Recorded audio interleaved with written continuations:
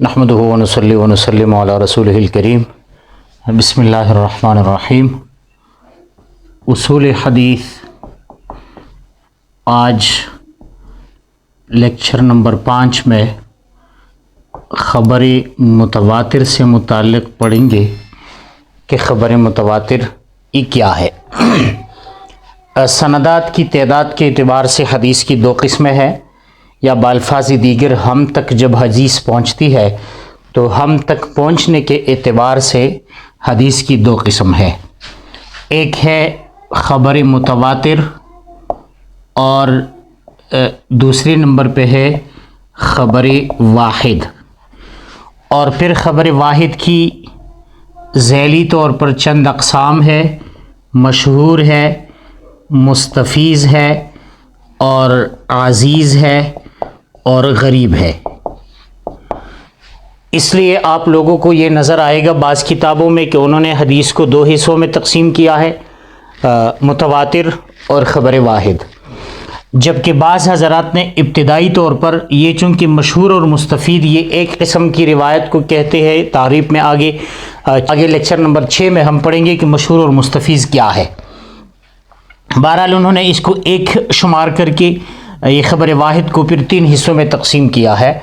تو ابتدائی طور پر انہوں نے حدیث کی 4 اقسام بیان کیے ہیں، متواتر، مشہور، عزیز اور غریب، جبکہ بعض حضرات نے خبر واحد کو تقسیم کیے بغیر پہلے روایت کو اور حدیث کو 2 قسموں میں تقسیم کیا ہے، متواتر اور خبر واحد، اور پھر خبر واحد کو ذیلی طور پر 3 اقسام میں تقسیم کیا ہے۔ تو اس وجہ سے اصول حدیث کی کتابوں میں آپ کو کچھ اختلاف نظر آئے گا، لیکن یہ اتنا بڑا مسئلہ نہیں ہے، بس اصطلاحی طور پر انہوں نے ترتیب کے لحاظ سے اسی طرح کچھ تقسیم کیا ہے۔ تو یہ خبر واحد، مشہور، مستفیض وغیرہ یہ تو ہم لیکچر نمبر 6 میں پڑھیں گے۔ آج ہم صرف پڑھتے ہیں خبر متواتر۔ لفظی متواتر یہ تواتر سے ہے، اور تواتر لغتاً یہ تسلسل کو کہتے ہیں، تسلسل کے ساتھ۔ اصطلاحی طور پر جو خبر متواتر کی تعریف کی گئی ہے، ما رواہ عدد کثیر تحیل العادت تواطؤہم علی الکذب۔ تعریف پر نظر رکھے تو متواتر اصطلاحی ما رواہ عدد کثیر، وہ روایت ہے جو نقل کرے عدد کثیر، کثیر تعداد، تحیل محال سمجھتی ہو، العادت عادت، تواطؤہم ان کی موافقت اور ان کا اتفاق، علی الکذب جھوٹ پر، یعنی ایک ایسی روایت جو کثیر تعداد میں لوگوں نے نقل کی ہو اور کثرت اتنی زیادہ ہو کہ عادتاً ان سب کا جھوٹ پر جمع ہونا محال ہو۔ عادتاً یہ ناممکن ہو کہ اتنے سارے لوگ جمع ہو کر ایک موضوعی یا جھوٹی روایت گھڑنے پر اتفاق کر لے۔ اب یہاں پر ایک بات ضروری ہے، عدد کثیر، عدد کثیر،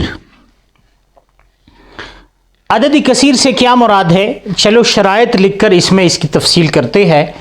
تو خبر متواتر کی 4 شرائط ہے اور ایک اس کا فائدہ ہے۔ پھر نمبر 1، اسناد اور روات کی تعداد کثیر ہو۔ دوسرے نمبر پہ یہی کثرت تمام طبقات میں موجود ہو۔ تیسری شرط، عادتاً ان سب کا جھوٹ پر جمع ہونا محال ہو، اور چوتھے نمبر پہ حدیث میں کوئی حسی امر اور بات کا تذکرہ ہو۔ اب دیکھیے اسناد کی تعداد اور روات کی تعداد، یعنی جتنے راوی یہ روایت نقل کرتے ہیں تو ان کی تعداد کثیر ہو، زیادہ ہو۔ اب کثیر کے لیے تعداد کتنی ہونی چاہیے، اس میں مختلف اقوال ہیں۔ ایک قول یہ ہے کہ کم از کم 4، اور یہ حضرات یہ دلیل پیش کرتے ہیں کہ شہادت زنا میں 4 افراد ضروری ہے، کیونکہ اس پر بھی کسی پر ایک گواہی دینے ہوتی ہے، اور یہاں پر بھی نبی علیہ الصلوۃ والسلام کی طرف ایک روایت منسوب کی جاتی ہے، لہٰذا اس کے لیے بھی 4 کا ہونا ضروری ہے۔ دوسرا قول یہ ہے کہ 5 کا ضروری ہے، کم از کم 5 ہو، اور وجہ اس یہ بیان کر رہی ہے کہ چونکہ لعان میں جب شہادت دی جاتی ہے، اپنے اوپر اگر کوئی گواہی دیتا ہے یا اپنے سے الزام کو ہٹا دیتا ہے، اس کے لیے 5 شہادات، 5 قسمیں وہ اٹھاتے ہیں، تو لہٰذا یہاں پر بھی ایک بات ثابت کرنے کی کوشش کی جا رہی ہے، تو اس میں بھی 5 کا ہونا ضروری ہے۔ بعض حضرات کہتے ہیں تیسرا قول یہ ہے کہ کم از کم 10 ہونی چاہیے، کیونکہ جمع کثرت کی ابتدا ہی 10 سے ہوتی ہے، تو لہٰذا یہ بھی 10 ہونی چاہیے، اور یہ جلال الدین سیوطی رحمۃ اللہ علیہ اس قول کو راجح قرار دیتے ہیں۔ لیکن جمہور علماء کی نزدیک شرط بنیادی طور پر یہ ہے کہ تحیل العادت تواطؤہم علی الکذب، کہ عقلاً ان سب کا جھوٹ پر جمع ہونا محال ہو۔ اب اگر یہی کیفیت اور یہی خاصیت 4 افراد میں موجود ہو تو بھی متواتر، اگر 6، 10، 12 جو بھی ہو اس میں موجود ہو، لیکن 4 سے کم نہیں ہونا چاہیے، کیونکہ اگر تعداد 4 سے کم ہو، 3 ہو، تو پھر یہ خبر مشہور ہے، اور اگر 3 سے کم ہو تو پھر وہ خبر واحد کے زمرے میں آتا ہے، وہ انشاءاللہ لیکچر نمبر 6 میں ذکر کریں گے۔ تو راجح اور مشہور قول یہ ہے کہ 4 سے کم نہیں ہونی چاہیے، اور آگے جتنی بھی زیادہ ہو۔ دوسری شرط یہ ہے کہ تمام طبقات میں یہی کثرت برقرار ہو، مطلب کسی بھی طبقہ میں 4 سے تعداد کم نہ ہو۔ یہ ہو سکتا ہے کہ بعض طبقات میں 10 ہو، بعض طبقہ میں 5 ہو، بعض طبقہ میں 6، 8 ہو، لیکن حد تواتر سے کسی بھی صورت کم نہ ہو، اور عادتاً ان سب کا جھوٹ پر جمع ہونا محال ہو۔ اور اس کی مختلف وجوہات ہو سکتی ہے، مثلاً راویوں کا علاقہ ایک دوسرے سے مختلف ہے، دور ہے، ایک مصر کا ہے، ایک یمن کا ہے، ایک خراسان کا ہے، تو ظاہری بات ہے ان سب کا جھوٹ پر جمع ہونا، اتفاق کرنا کہ جمع ہو کر اتفاق کر لے کہ یہ روایت ایسی بنانی ہے، یہ محال ہو۔ تو یہ تیسری شرط ہے خبر متواتر کی۔ اور چوتھی شرط اس میں یہ ہے کہ جس حدیث میں جو بات بیان کی جاتی ہے اس کا تعلق حس سے ہو، یعنی صحابی یہ کہے کہ میں نے نبی علیہ السلام کو دیکھا، صحابی کہے کہ میں نے نبی علیہ السلام کو سنا، صحابی یہ کہے کہ نبی علیہ السلام نے کسی دوسرے صحابی کو اس کام کرتے ہوئے دیکھا لیکن منع نہیں کیا، تو اس کا تعلق دیکھنے یا سننے یا کہنے کے حوالے سے ہو، کوئی عقلی بات اس میں نہ سمجھائی جاتی ہو، کیونکہ عقل کا پیمانہ جو ہے وہ مختلف ہے، لہٰذا متواتر کے لیے یہ ضروری نہیں ہے کہ اس میں کوئی عقلی بات ہو، بلکہ یہ لازمی ہے کہ اس میں کوئی حسی امر جو ہے ذکر ہوگا۔ اور 5ویں شرط جو کہ بعض حضرات نے فائدہ کے طور پر لیا ہے اور بعض حضرات نے متواتر کے شرائط میں پھر ذکر کیا ہے، تو وہ یہ ہے کہ علم یقینی کا فائدہ دیتا ہو۔ اب بعض حضرات نے چونکہ جب یہ 4 شرائط پائے جائے تو خود بخود یہ بات آئے گی کہ اس پر علم یقینی آ جاتا ہے کہ یہ سب شرائط جب موجود ہو تو اس روایت کو رد کرنا ناممکن ہے، لہٰذا اس سے علم یقینی حاصل ہوتا ہے۔ تو بعض حضرات نے اس کو متواتر کی شرائط میں شمار کیا ہے، لیکن بعض حضرات نے اس کو بطور فائدہ ذکر کیا ہے کہ اگر یہ 4 شرائط موجود ہو تو یہ فائدہ حاصل ہوگا۔ تو اگر آپ کو کہیں پر 4 نظر آئے شرائط تو وجہ یہ ہے کہ انہوں نے اس کو فائدہ کے طور پر لیا ہے، اور اگر 5 نظر آئے تو یہی وجہ ہے کہ انہوں نے باقاعدہ اس کو شرائط میں شامل کیا ہے۔ اب یہ تو ہو گئی متواتر کی تعریف۔ اب 2 باتیں یہاں ضروری ہے، ایک ہے لفظی متواتر، اس کی 2 قسمیں ہیں، اور ایک ہے تواتر، تو تواتر کی 4 قسمیں ہیں۔ تو آگے بڑھتے ہیں لفظی متواتر کی طرف۔ متواتر کی 2 قسمیں ہیں، لفظی اور معنوی۔ تواتر لفظی کا مطلب یہ ہے کہ حدیث میں جو بات بیان کی جاتی ہے اس کے الفاظ جو ہے وہ متواتر ہو، یعنی جتنی بھی اسناد ہے تمام اسناد میں الفاظ بالکل سیم ٹو سیم ہو۔ مثلا نبی علیہ الصلوۃ والسلام سے جو روایت منقول ہے، من کذب علی متعمدا فلیتبوأ مقعدہ من النار، جس نے مجھ پر جھوٹ قصدن اور عمدن جھوٹ بولا تو انہوں نے اپنے لیے جہنم میں ٹھکانہ بنایا، وہ اپنے لیے جہنم میں ٹھکانہ بنائے۔ اب یہی حدیث یہ 60 سے زائد صحابہ کرام، پھر 60 سے زائد تابعین، پھر اس سے تبع تابعین اور محدثین تک یہی سلسلہ چلتا آ رہا ہے۔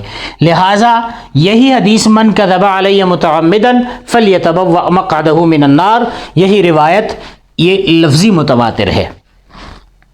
معنوی متواتر کا مطلب یہ ہے کہ الفاظ حدیث کی متواتر نہ ہو، لیکن مختلف روایات سے جو مفہوم اور معنی سمجھ میں آ جاتا ہے وہی معنی جب ہم اگر لیں گے تو یہ تواتر کی حد تک پہنچتے ہیں۔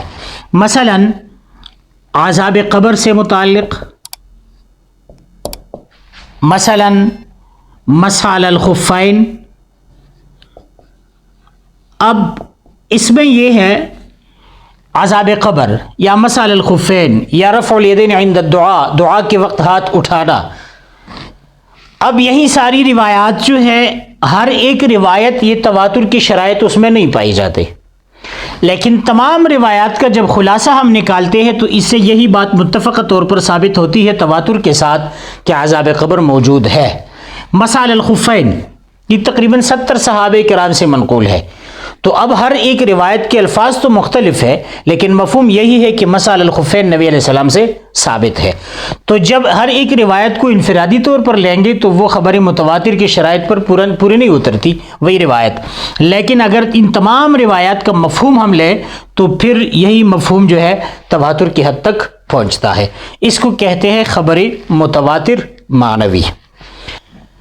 اچھا، اب دوسری تقسیم جو ہے وہ تواتر کی کریں گے۔ تواتر، اور انور شاہ کشمیری رحمۃ اللہ علیہ نے تواتر کی 4 اقسام بیان کیے ہیں۔ تواتر اسناد، تواتر طبقہ، تواتر تعامل و توارث، اور آخری نمبر پہ ہے تواتر قدری مشترک۔ تواتر اسناد جو کہ ہم پہلے تعریف اور ان کی 5 شرائط ہم نے ذکر کی، 4 یا ایک قول کے مطابق 5، اس کو تواتر اسناد اور اس کو تواتر المحدثین بھی کہتے ہیں۔ وجہ یہ ہے کہ اس میں باقاعدہ ہر ایک سند جو ہے وہ جو بات حدیث ثابت ہوتی ہے تو اس کے لیے ایک سند ہوتی ہے، تو اسی کو کہتے ہیں تواتر اسناد یا تواتر محدثین، کیونکہ محدثین سند سے ہی بحث کرتے ہیں۔ تواتر طبقہ، اس کو تواتر فقہا بھی کہتے ہیں۔ تواتر طبقہ میں کوئی مخصوص سند نہیں ہوتی کہ ایک بات کو ایک سند سے منقول کی جاتی ہے، بلکہ ایک جمع غفیر، ایک طبقہ، ایک زمانے کے ایک لوگ دوسری کے زمانے کے لوگوں تک ایک بات منتقل کرتے ہیں۔ مثال کے طور پر قرآن کریم۔ اب اصول فقہ کی لیکچر میں ہم نے یہ پڑھا تھا کہ قرآن کریم المنقول الینا نقلا متواترا، یہ قرآن کریم ہم تک تواتر کے ساتھ نقل ہے۔ اب ظاہری بات ہے قرآن کریم کی نقل کے لیے یہی تواتر اسناد نہیں ہے کہ ہم کسی متواتر سند سے ایک حدیث نقل کریں اور متعدد صحابہ کرام سے کہ یہ قرآن کریم جو ہے یہ نبی علیہ السلام پر نازل کی گئی کتاب تھی، بلکہ تواتر طبقہ ہے۔ صحابہ کرام کی پورے طبقے نے تابعین کو، تابعین نے پورے تبع تابعین کے طبقے کو، اور یہی سلسلہ چلتا آ رہا ہے اور آگے چلتا رہے گا۔ تو اب یہ تواتر طبقہ ہے، تواتر اسناد نہیں ہے۔ تواتر تعامل اور توارث کا مطلب یہ ہے کہ اس کے لیے کوئی خاص سند کی ضرورت نہیں ہوتی، لیکن مسلمانوں میں یہ عمل مسلسل چلتا آ رہا ہے۔ مثال کے طور پر مسواک ہے۔ اب مسواک لوگ استعمال کرتے ہیں، اب بسا اوقات لوگوں کو مسواک کی حدیث کا بھی پتہ نہیں ہوتا کہ اس کی فضیلت میں کون سی حدیث ہے، لیکن یہ تعامل دیکھتے ہوئے یہی محسوس کرتے ہیں کہ بس تمام مسلمان جب یہ مسواک استعمال کرتے ہیں اور یہ نبی علیہ السلام کی سنت ہے، تو اسی تعامل اور توارث کو مد نظر رکھتے ہوئے آگے نسل جو ہے اس بات پر عمل کرتے ہیں اور مسواک استعمال کرتے ہیں۔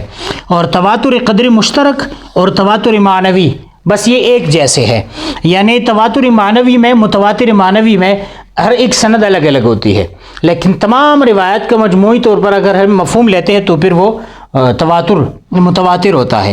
تو اسی طرح یہی تواتر قدر مشترک بھی ہے، یعنی ہر ایک روایت میں بات تو سند کے اعتبار سے اس کا ہر ایک روایت الگ الگ ہوتی ہے، لیکن جب مجموعی طور پر ہم جمع کریں گے تو اس کو قدر مشترک کہتے ہیں۔ تو وہی بھی مثالیں ہیں اصحاب قبر، مسال الخفین اور شان ورشا کشمیری رحمۃ اللہ علیہ نے معجزات النبی بھی اس میں شمار کیا ہے، کیونکہ نبی علیہ السلام کی جو بھی معجزات تھی صلی اللہ علیہ وسلم، تو ہر ایک روایت وہ الگ الگ اگر ہم لیں گے تو وہ تواتر کی حد تک نہیں پہنچتے، بلکہ بسا اوقات کچھ روایت ضعیف بھی ہے، لیکن ہر ایک روایت سے جو مفہوم ثابت ہوتا ہے، تو تمام روایات کا مجموعی طور پر جب ہم مفہوم جمع کرتے ہیں تو اس سے بات ثابت ہوتی ہے کہ نبی علیہ السلام سے معجزات منقول ہے، نبی علیہ السلام کے معجزات تھے اور صحابہ کرام نے یا اس زمانے کے لوگوں نے اس کا مشاہدہ کیا ہے۔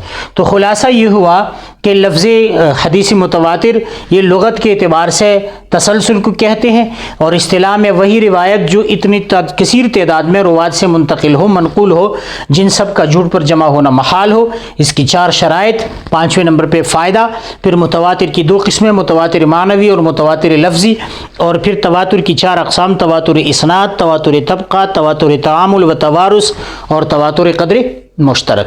تو یہی تھی خبر متواتر سے متعلق جو اہم باتیں تھیں وہ آپ کے سامنے عرض کی جا چکے ہیں۔